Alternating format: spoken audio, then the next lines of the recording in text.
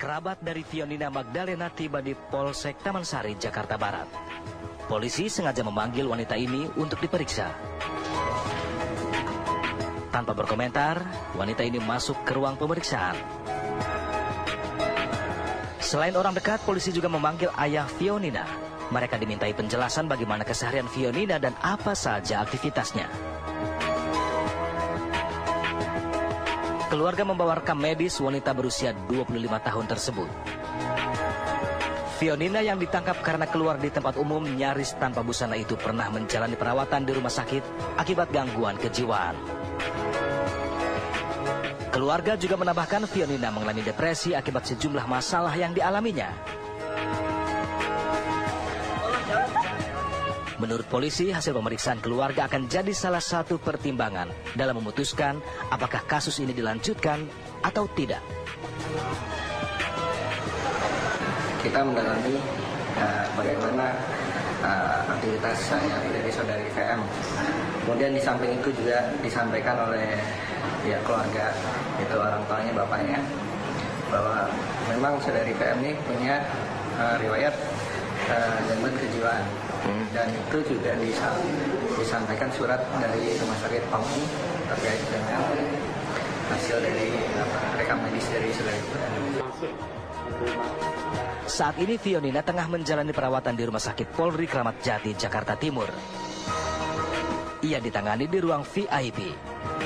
Tim medis yang terdiri dari psikiater, psikolog, internis, dan ahli gizi memeriksa kondisi fisik dan mentalnya. Para dokter tengah mengobservasi Fionina untuk menentukan apa yang menyebabkannya tampil nyaris bugil di depan publik. Yang bersangkutan kemarin datang dengan gelisah, tetapi saat ini relatif tenang dan diberikan di kontak komunikasi relatif lebih baik dibandingkan kemarin. Jadi untuk komunikasi dengan baik dokter atau siapapun sudah bisa lancar. Dengan dokter ya, dengan dokter relatif lebih baik dibandingkan. Seperti diberitakan sebelumnya, Fionina harus berurusan dengan penegak hukum karena beberapa hari lalu berbelanja di sebuah apotik dengan kondisi nyaris tanpa busana. Karena dianggap meresahkan, polisi kemudian menangkap Fionina di apartemennya di kawasan Kuningan, Jakarta Selatan. Dari Jakarta, Ong Suhirman, Simon Tobing, TV One mengabarkan.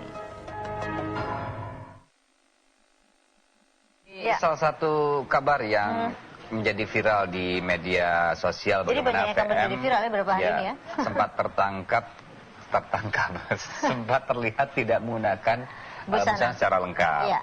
Nah, apakah ini karena depresi? Kemudian apakah kita bisa menanggulangi depresi? Kita nanti akan berbincang. Sudah ada psikiater.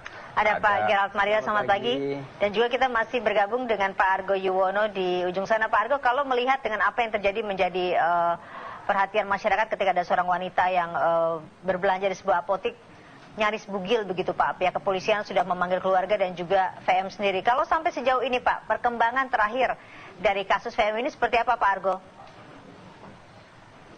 Dengan kita melihat ada seorang perempuan ya yang tidak berbusana di tengah kota, itu merupakan suatu kejadian yang tidak pantas di situ. Ya tentunya dari pihak kepolisian kemarin kan sudah mengamankan yang bersangkutan dan kemudian juga sudah melakukan pemeriksaan yang didampingi oleh tantenya. Jadi setelah yang bersangkutan ini ya, yang sekitar umur 26 tahun ini, kita periksa oleh penyidik, jawabannya tidak sesuai dengan apa yang kita pertanyakan Pak. Jadi setelah kita tanya A, dia jawabnya B. Dan semuanya mengarah kepada seksualitas, mohon maaf ini, mengarah ke seks semuanya setelah kita pertanyakan. Jadi tentunya penyidik belum bisa artinya menyelesaikan pemeriksaan semuanya, dan kita sudah mengklarifikasi kepada tantenya bahwa yang bersangkutan itu setelah bercerai dengan suaminya, dia merasa ada suatu kegiatan yang tidak normal itu situ. Nah, jadi yang bersangkutan sudah beberapa kali diperiksakan ke kedokteran sehingga diberi suatu obat penenang ya. Dan kemarin juga yang bersangkutan yang tidak menggunakan busana ini kan juga ke apotek membeli suatu obat ya. Dan dari hasil pemeriksaan juga dari tantenya ya,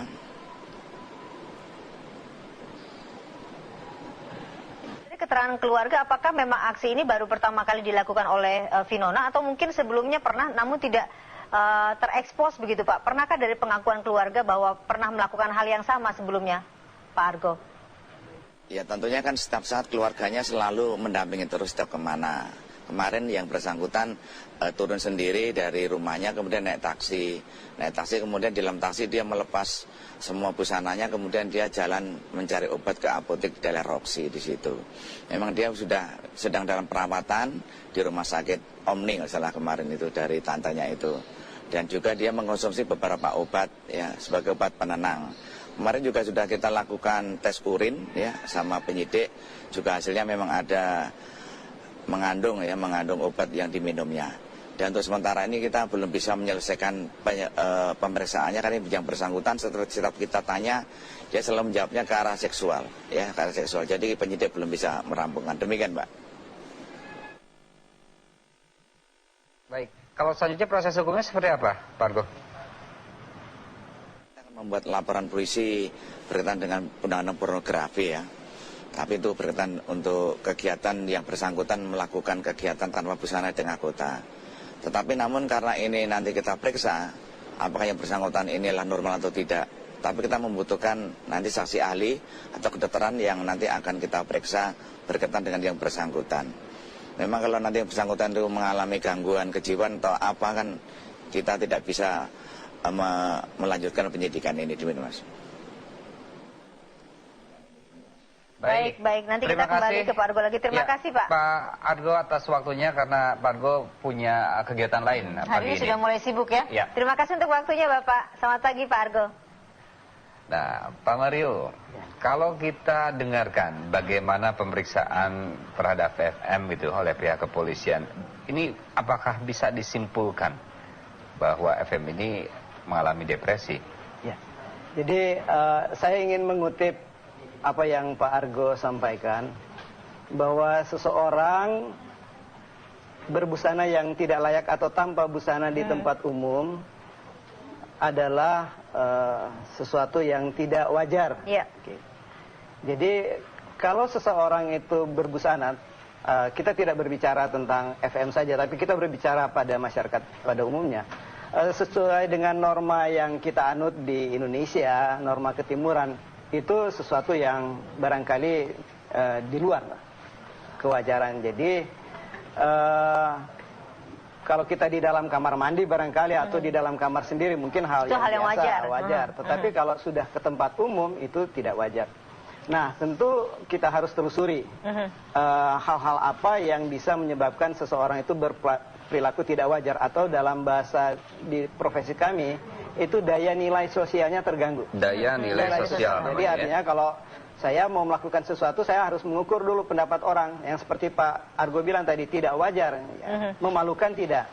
Nah, kalau seseorang punya daya nilai sosialnya terganggu, itu ada beberapa komponen gangguan jiwa yang bisa menyebabkan. Perlu diketahui oleh masyarakat bahwa di Indonesia ada pedoman penggolongan diagnosis gangguan jiwa yang disusun oleh Kementerian Kesehatan tahun 2003. Nah, menurut buku itu, orang-orang yang kehilangan daya nilai sosial itu pertama adalah kelompok gangguan jiwa yang disebut gangguan mental organik. Ada penyakit di tubuh membuat timbul gangguan mental. Contoh misalnya pada beberapa orang yang mengalami penyakit epilepsi, ya, epilepsi lobus temporalis, bisa tiba-tiba dia lari dari rumah, dalam sepersekian menit tiba-tiba udah kembali lagi. Loh, kenapa saya nggak pakai baju? Nah, padahal dia mungkin pada waktu melakukan tindakan itu dalam kondisi gangguan epilepsi. Kedua, gangguan jiwa yang diakibatkan oleh penggunaan zat, nafsa, narkoba. Jadi ada zat-zat tertentu membuat si pengguna menjadi kehilangan rasa malu, kehilangan rasa takut, sehingga dia bisa dinamakan gangguan jiwa juga ya? Gangguan penyalahgunaan zat. Jadi berbeda-beda ya Pak ya? Ya, adalah gangguan jiwa. Baik, Pak Mario, kalau tadi Pak Mario mengatakan ada perbedaan begitu ya, kalau tingkatannya itu apakah ada, kalau kita melihat dari kasus FM juga dulu pernah ada seorang model yang melakukan hal yang sama sampai 2 kali, 2012, 2016, apakah ada tingkatan-tingkatan itu? Dijawabnya nanti Pak, karena kita harus beri sejenak. Kita kembali di Apa Kabar Indonesia sesaat lagi. Petugas yang mengumpulkan kartu tanda penduduk untuk menukarkan uang pecahan baru. Ini terjadi di alun-alun Kota Madiun, Jawa Timur pada Rabu sore. Masyarakat yang telah menunggu selama berjam-jam ini berebut menyodorkan KTP-nya ke petugas Bank Indonesia di dalam mobil. Mereka saling dorong dan berdesakan. Tidak sedikit yang terjepit. Bank Indonesia hanya menyediakan 100 paket dengan total nilai 370 juta rupiah. Warga yang menukarkan uangnya mendapat pecahan baru 20.000, 10.000, 5.000, dan 2.000 rupiah senilai 3.700.000 rupiah. Nanti dari jam 1, baru jam 3 baru dilayani. Terus dapat berapa ini, Bu? 3.700.000. Bu, biar nggak seperti ini lagi, harapannya apa, Bu? Ya, apa ya, Pak? Dapat antrian lah, Pak. Masa nggak ada nomor antriannya juga begitu ya. Jadi yang datang pertama, nggak dapat pertama gitu loh maksudnya. Di Jakarta, ratusan orang mengantri di parkiran Monas, Jakarta Pusat.